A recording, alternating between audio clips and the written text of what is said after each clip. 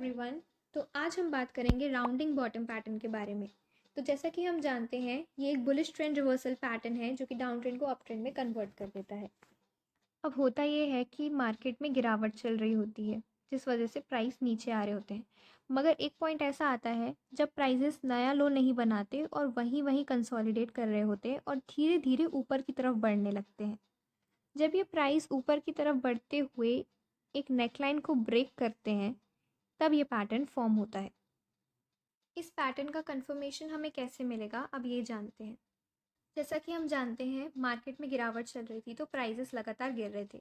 अब आपको ये देखना है, एक पॉइंट ऐसा आएगा जब प्राइस तो नीचे की तरफ जा रहे होंगे लेकिन साथ में वॉल्यूम भी गिर रहा होगा।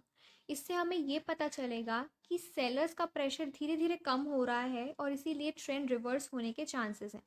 और फिर जब प्राइस धीरे धीरे ऊपर की तरफ बढ़ना शुरू हो तो वॉल्यूम भी बढ़ना शुरू होना चाहिए। इससे हमें ये पता चलता है कि बायर्स का जो इंटरेस्ट है वो स्टॉक में धीरे धीरे बढ़ रहा है। और जब ये नेकलाइन का ब्रेकआउट होगा, अब नेकलाइन कैसे बनती है कि जो भी इसके नियर टर्म या फिर स्विंग हाइज होंगे उनको जोड़कर आप एक नेकलाइन बना लेंगे। ये नेकलाइन, ये इस तरीके से हमने यहाँ पे एक नेकलाइन बना ली। ये नेकलाइन का जब ब्रेकआउट होगा तब आपको ध्यान देना है कि इसका वॉल्यूम अपने प्रीवियस वॉल्यूम से काफ़ी हाई होना चाहिए। तब हमें फिर ये कंफर्मेशन मिलेगा कि ये पैटर्न फॉर्म हो चुका है। अब कुछ बातें जिनका आपको खास ख्याल रखना है, उसमें पहले ये कि इस पैटर्न के फॉर्म होने का पिछला ट्रेंड आपको ज़रूर देखना है। जैसे कि ये राउंडिंग बॉटम पैटर्न जो यहाँ पर बना है, इसका पिछला ट्रेंड जो था वो डाउन ट्रेंड था। तो आपको प्रायर ट्रेंड देखना बहुत ही ज़रूरी है कि वो कंसोलिडेशन नहीं होना चाहिए, एक प्रॉपर डाउन ट्रेंड होना चाहिए। तभी ये ट्रेंड फिर रिवर्स होकर अप ट्रेंड में जाएगा। दूसरा सबसे इम्पॉर्टेंट फैक्टर है वॉल्यूम, कि जब प्राइसेस गिर रहे होंगे तो आपको ये देखना है कि इसके साथ वॉल्यूम भी गिरना चाहिए, जिससे सेलर्स का इंटरेस्ट कम होता हुआ नज़र आएगा। और प्राइसेस बढ़ने के साथ साथ वॉल्यूम भी इंक्रीज़ होना चाहिए।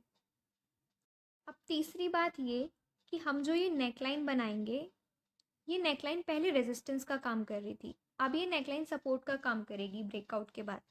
तो ब्रेकआउट होने के बाद प्राइजेस ऊपर जब जाएंगे तो चांसेस हैं कि वो एक बार नीचे आकर इस सपोर्ट लाइन को रीटेस्ट करें। तो यहाँ पे आपको ये एक बाइंग अपॉर्चुनिटी दे रहे हैं। यहाँ पर अगर आपने बाय नहीं किया था पहले तो यहाँ से आप बाय करके चल सकते हैं एक अप साइड के लिए। अब बात करते हैं कि हमें ट्रेड्स कैसे मिलेंगे। तो आपको आपकी बाय की एंट्री लेनी है इस नेकलाइन के ब्रेकआउट पर। जब इस नेकलाइन का ब्रेकआउट होगा एक बुलिश कैंडल के साथ और उसका वॉल्यूम काफ़ी हाई होगा, तो आप इस कैंडल के क्लोज के पास अपना बाय का एंट्री ले सकते हैं। इसका स्टॉप लॉस आप रखेंगे इस नेकलाइन के नीचे। यहाँ पर आप अपना स्टॉप लॉस रख सकते हैं। और इसका टारगेट आप कैसे निकालेंगे, तो नेकलाइन से जो इस बॉटम का लोवेस्ट पॉइंट है इसे आप मेजर करेंगे और यही सेम डिस्टेंस आप नेकलाइन से ऊपर की तरफ मेजर करेंगे। तो ये आपका टारगेट बन जाएगा। यहाँ पर आप अपना प्रॉफिट बुक कर सकते हैं। आई होप इस वीडियो से आपको कुछ हेल्प मिली होगी। अगर आपको वीडियो पसंद आई तो please do like, share and subscribe.